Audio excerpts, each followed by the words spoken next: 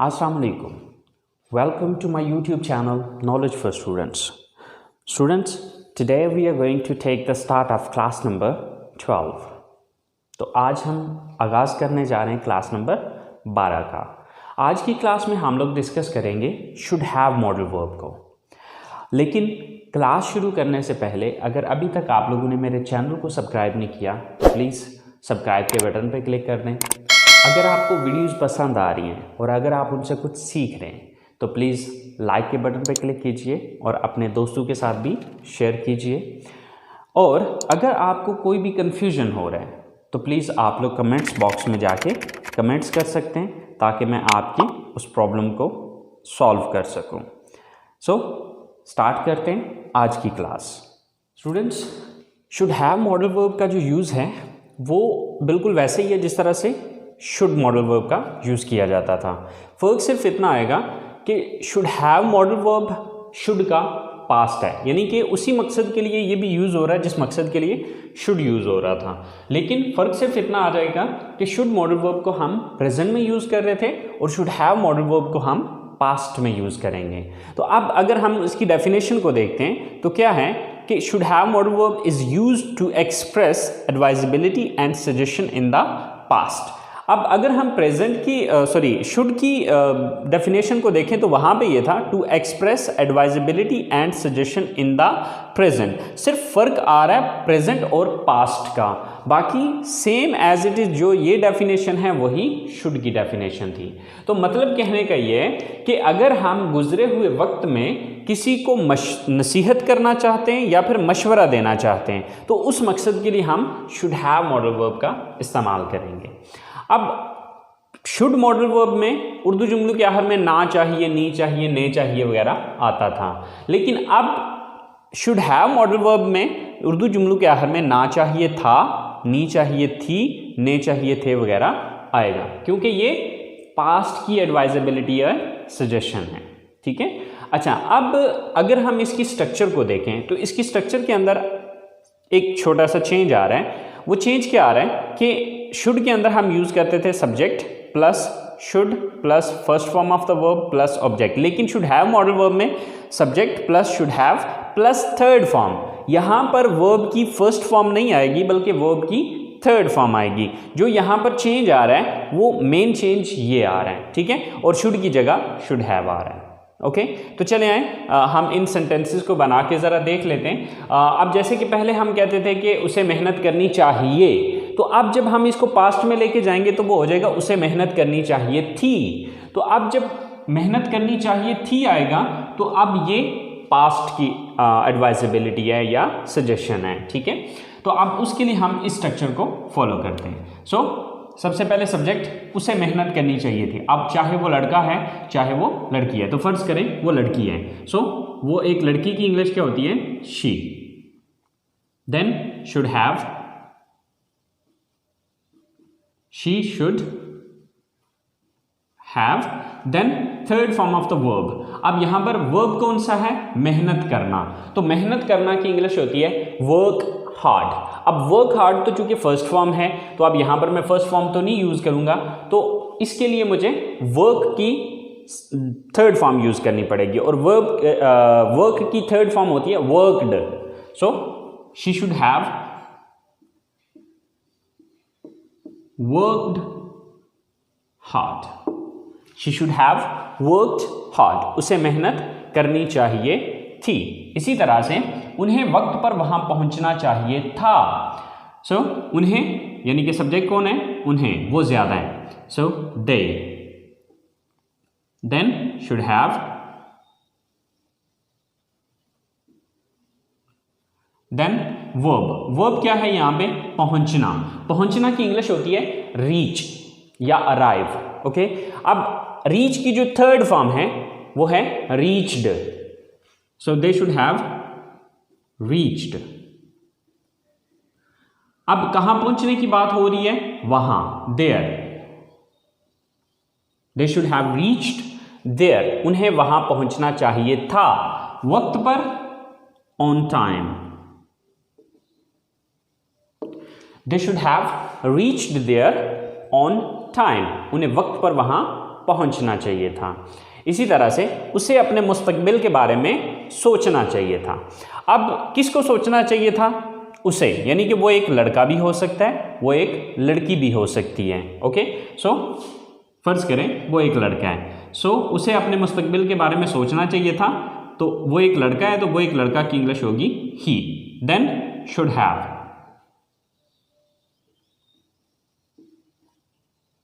He should have, उसे चाहिए था, क्या करना चाहिए था? सोचना चाहिए था। यहां पे वर्ब क्या है? सोचना। तो सोचना की इंग्लिश होती है थिंक। सोचना की इंग्लिश क्या है? थिंक। तो अब थिंक की हम थर्ड फॉर्म लगाएंगे, थिंक, थॉट, थॉट। तो अब थिंक की थर्ड फॉर्म लगेगी thought. He should have thought, उसे सोचना चाहिए था। किस बारे में? अपने मुस्तकबिल के बारे में। अबाउट, अबाउट का मतलब है बारे में, अबाउट हिज फ्यूचर। ठीक है, हिज फ्यूचर, अपना मुस्तकबिल।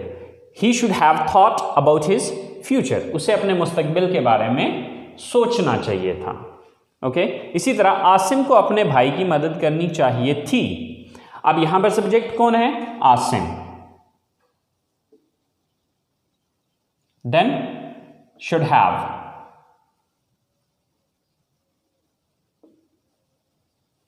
Asim should have. वर्ब क्या है यहां पे? मदद करना। मदद करना, हेल्प, तो इसकी थर्ड फॉर्म होगी helped. Asim should have helped. किसकी मदद करनी चाहिए थी? अपने भाई की, his brother. Asim should have helped his brother, Asim को अपने भाई की मदद करनी चाहिए थी। सो स्टूडेंट्स, आपने देखा कि यहां पर उर्दू जुमलों के आखिर में एंड पे था, थी, थे का इजाफा हुआ, यहां पर हैव का इजाफा, और नेक्स्ट जो चेंज इंग्लिश में आया है वो हमने फर्स्ट फॉर्म की बजाय थर्ड फॉर्म यूज़ किए हैं। तो बस ये दो चेंजेस हैं जो कि हमारे इन सेंटेंसेस के अंदर आए। सो आई होप सो जिस स्टूडेंट को शुड मॉडल वर्ब की समझ आ गई है उसके लिए शुड हैव मॉडल वर्ब कोई मसला नहीं है, क्योंकि इसका यूज़ बिल्कुल वैसे ही है जिस तरह के शुड मॉडल वर्ब का था। फ़र्क सिर्फ इतना आ रहा है कि शुड मॉडल वर्ब को हम प्रेजेंट में यूज़ करते हैं और शुड हैव मॉडल वर्ब को हम पास्ट में यूज़ करते हैं। तो ये थे हमारे पॉजिटिव सेंटेंसेस। अब हम चलते हैं इसके नेगेटिव सेंटेंसेस की तरफ, क्योंकि हमें ये भी तो कहना पड़ सकता है ना कि उसे ये काम नहीं करना चाहिए था, हमें ऐसा नहीं करना चाहिए था, उन्हें ऐसा नहीं करना चाहिए था।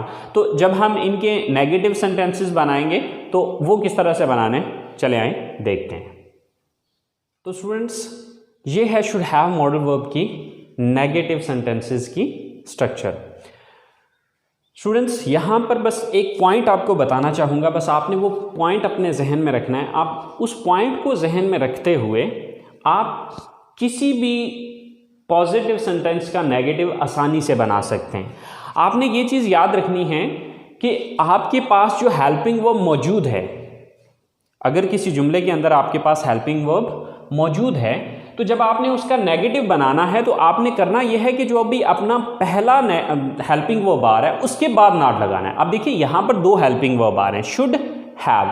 अब ये दो हेल्पिंग वर्ब्स हैं, तो अब हम शुड हैव के बाद नॉट नहीं लगाएंगे, बल्कि हम देखेंगे ये कि फर्स्ट वाला हमारा हेल्पिंग वर्ब कौन सा है। तो हमारा फर्स्ट हेल्पिंग वर्ब है शुड। तो हम क्या करेंगे, जब इसका नेगेटिव बनाना होगा तो हम फर्स्ट हेल्पिंग वर्ब के बाद नॉट लगाएंगे, यानी कि शुड के बाद नॉट लगाएंगे। तो इसी तरह से अगर आपको किसी जुमले के अंदर दो या दो से ज़्यादा हेल्पिंग वर्ब नज़र आते हैं, तो जब आप उसका नेगेटिव बनाना चाहते हैं तो उसका नेगेटिव बनाने का सिंपल तरीकाकार ये है कि आपने फर्स्ट हेल्पिंग वर्ब के बाद नॉट लगा देना है। अगले एक या दो जो भी आगे वो आपके पास हेल्पिंग वर्ब बच रहे हैं उनको आपने छोड़ देना है। ठीक है, तो यहाँ पर इसकी स्ट्रक्चर अब नेगेटिव सेंटेंसेस की क्या है कि सबसे पहले हम सब्जेक्ट लगाएंगे, देन शुड नॉट हैव। इसको शॉर्टकट में जब बोलने में यूज़ करें तो आप शुडंट हैव भी यूज़ कर सकते हैं। Then third form of the verb and then object. तो कुछ सेंटेंसेस हैं जो कि हमने एज एग्जाम्पल लिए, तो चले हम उनको बना के देखते हैं। सो उन्हें अपनी नौकरी नहीं छोड़नी चाहिए थी। अब किसे नहीं छोड़नी चाहिए थी? सब्जेक्ट कौन है? उन्हें। सो दे। then should not have, they should not have, then verb third form.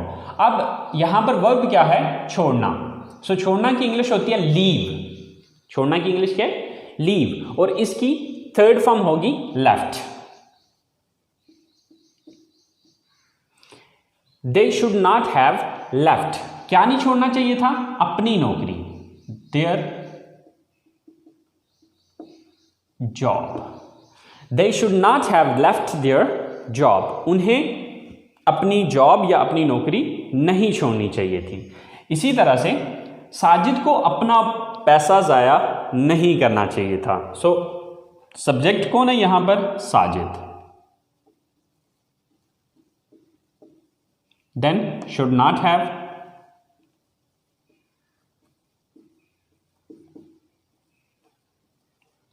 Sajid should not have. Verb क्या है यहां पर? जाया करना। सो वेस्ट, तो वेस्ट की थर्ड फॉर्म होती है wasted. Sajid should not have wasted, क्या नहीं जाया करना चाहिए था? अपना पैसा, his money. Sajid should not have wasted his money, Sajid को अपना पैसा जाया नहीं करना चाहिए था। इसी तरह से आपको इस हादसे के बारे में अपने घर वालों को नहीं बताना चाहिए था। सो सब्जेक्ट कौन है यहां पे? आप, you. Then should not have,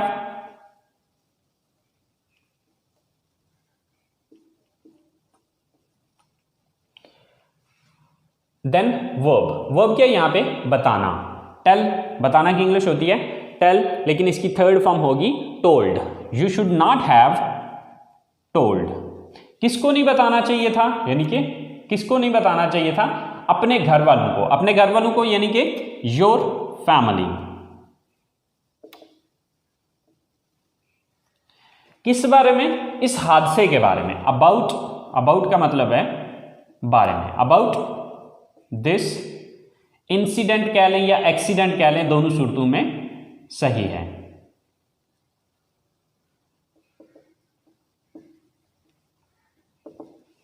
So, you should not have told your family about this incident या accident, दोनों सूरतों में सही है कि आपको इस हादसे के बारे में अपने घर वालों को नहीं बताना चाहिए था। So, इसी तरह से उसे अकेले वहां नहीं जाना चाहिए था। आप उसे यानी कि उसे एक लड़की को, she then should not have,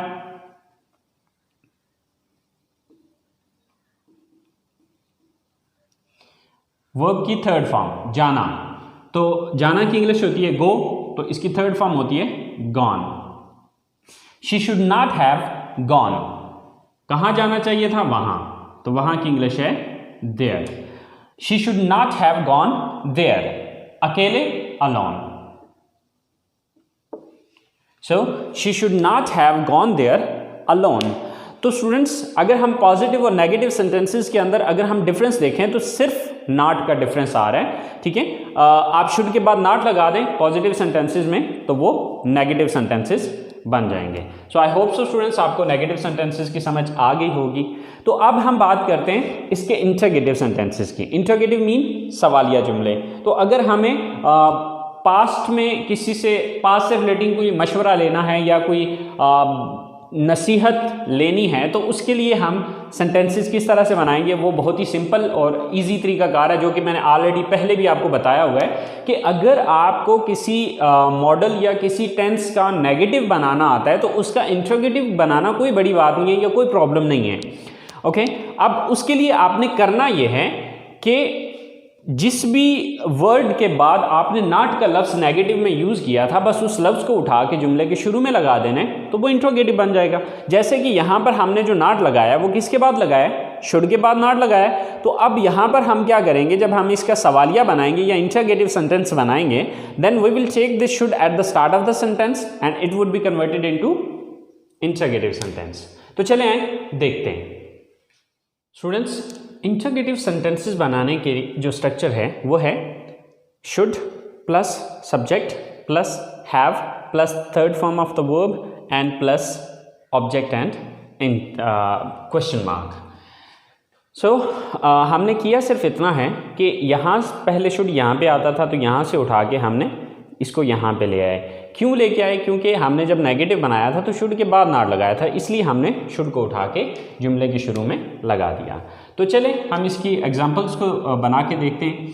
सो क्या मुझे इस कॉलेज में दाखिला लेना चाहिए था? So first of all should, then subject कौन है? मुझे, यानी कि मुझे दाखिला लेना चाहिए था, तो सब्जेक्ट कौन हुआ? मैं। तो मैं की इंग्लिश क्या है? आई। शुड आई, क्या मुझे, शुड आई हैव। यहां पे देखना है कि थर्ड फॉर्म यानी कि वर्ब क्या है यहाँ पे? दाखिला लेना। तो दाखिला लेना की इंग्लिश होती है टेक एडमिशन। अब टेक की जो थर्ड फॉर्म होती है वो है taken. So should I have taken admission, should I have taken admission, क्या मुझे दाखिला लेना चाहिए था इस कॉलेज में, in this college.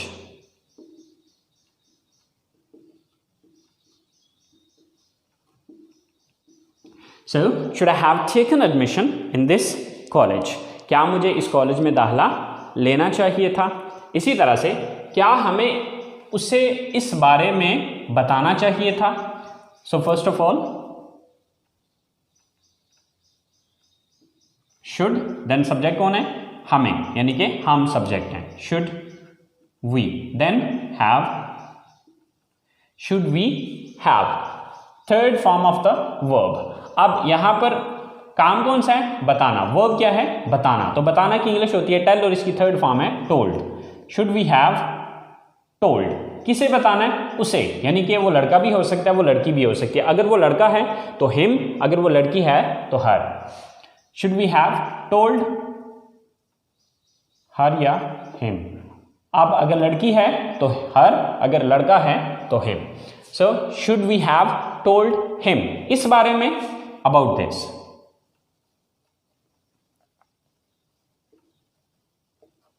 Should we have told him or her about this? क्या हमें उसे इस बारे में बताना चाहिए था। इसी तरह से क्या सोहेल को इंग्लिश सीखनी चाहिए थी? First of all should, then Sohail, should Sohail, आगे हैव, थर्ड फॉर्म सीखना। सीखना की इंग्लिश होती है लर्न और इसकी थर्ड फॉर्म होती है learned. Should Sohail have learned, क्या सीखने की बात हो रही है? English. So should Sohail have learned English, क्या सोहेल को इंग्लिश सीखनी चाहिए थी। लास्ट सेंटेंस है हमारे पास, क्या आपको नया कारोबार शुरू करना चाहिए था। सो शुड, देन सब्जेक्ट कौन है यहां पे? आप। Should you, then have, after that third form of the verb शुरू करना। काम यहां पर क्या है? वर्ब क्या है यहां पे? शुरू करना। सो शुरू करना की इंग्लिश होती है स्टार्ट और इसकी थर्ड फॉर्म है started. So should you have started, should you have started, क्या शुरू करने की बात हो रही है? नया कारोबार, new business. So should you have started new business, क्या आपको नया कारोबार शुरू करना चाहिए था। सो स्टूडेंट्स, ये सिंपल सा तरीकाकार है इसके पॉजिटिव, नेगेटिव और इंट्रोगेटिव सेंटेंसेस बनाने का। सो आई होप सो आपको पॉजिटिव, नेगेटिव और इंट्रोगेटिव तीनों टाइप के सेंटेंसेस की समझ आ गई होगी। अब हम ज़रा तीनों सेंटेंसेस को इकट्ठे लिख के देखते हैं कि आया कि तीनों में डिफरेंस क्या आ रहे हैं। तो चले आए ज़रा पहले वो देख लेते हैं, उसके बाद नेक्स्ट बात करते हैं। स्टूडेंट्स, हमारा जो पहला सेंटेंस है वो है you should have gone there, आपको वहाँ जाना चाहिए था। राइट, ये हमारा पॉजिटिव सेंटेंस है। जब हम इसी को नेगेटिव में कन्वर्ट करेंगे तो वह हमारा ये सेंटेंस बनेगा, you should not have gone there. तो अब अगर आप इन दोनों सेंटेंसेस को देखें तो इसमें आपको सिर्फ नॉट का डिफरेंस नज़र आएगा, ठीक है। बाकी सेम एज इट इज़, जिस तरह की ऊपर की स्टेटमेंट है वही स्टेटमेंट नीचे भी है, फ़र्क सिर्फ इतना आया कि शुड और हैव के दरमियान में नॉट आ गया है। अब इसका अगर हम सवाल बनाते हैं तो सवाल में हम क्या करेंगे, इस शुड को चूँकि उठा के शुरू में ले आएंगे, तो ये शुड यहाँ पे जब आ जाएगा तो ये जुमला ये बन जाएगा, should you have gone there. तो यहाँ पर देखें इंटरोगेटिव वही बना हुआ है कि should you have gone there. तो स्टूडेंट्स, ये छोटे छोटे डिफरेंस हैं जिनको आपको अंडरस्टैंड करने की ज़रूरत है। अगर आप इन छोटे छोटे डिफरेंसेस को समझ लेते हैं तो आपके लिए पॉजिटिव को नेगेटिव में और नेगेटिव को इंटरोगेटिव सेंटेंसेस में कन्वर्ट करना कोई बड़ी बात नहीं है, कोई प्रॉब्लम नहीं है। बस एक फार्मूला याद रखें कि अगर किसी जुमले के अंदर, यानी कि अगर किसी पॉजिटिव जुमले के अंदर आपके पास हेल्पिंग वर्ब मौजूद हैं तो आपने पहले हेल्पिंग वर्ब के बाद नॉट लगाना है, तो वो नेगेटिव बन जाएगा। और जब इसी को आपने इंट्रोगेटिव में कन्वर्ट करना है तो आपने करना ये है कि उस लफ्ज़ को उठा के जुमले के शुरू में ले आना है जिसके बाद हमने नॉट लगाया था। बस सिंपल सा फार्मूला है। So I hope so students, should have modal आपको क्लियर हो गया होगा। तो अपनी बात को यहीं पे आज ख़त्म करते हैं, आज की क्लास को फिनिश करते हैं। इंशाल्लाह ज़िंदगी रही तो नेक्स्ट अगली क्लास के साथ हाज़िर होंगे। लेकिन अब नेक्स्ट अगली क्लास में हम कुछ और इंट्रोगेटिव टाइप सेंटेंसेस की, यानी कि इसमें हम WH इंट्रोगेटिव सेंटेंसेस जो होते हैं उनके बारे में बात करेंगे। बहरहाल तब तक के लिए अपना ख्याल रखिएगा। इंशाल्लाह ज़िंदगी रही तो आप लोगों के साथ अगली क्लास में मुलाकात होगी। अल्लाह निगहबान।